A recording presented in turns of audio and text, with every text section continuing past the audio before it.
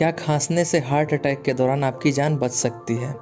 Hello guys, welcome to the 1 minute 1 fact series.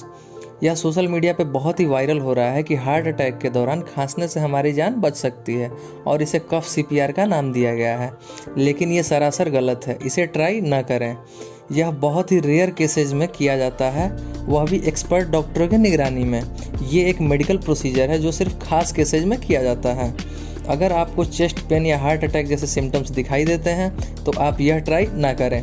आप emergency helpline पर call करें या फिर किसी डॉक्टर से सलाह लें और एक एस्पिरिन चबा सकते हैं। इससे ज़्यादा सोशल मीडिया के नुस्खे ना आजमाएं। और ऐसे ही मिथ बस्टर फैक्ट्स जानने के लिए हमारे चैनल को सब्सक्राइब करें। Thanks for watching.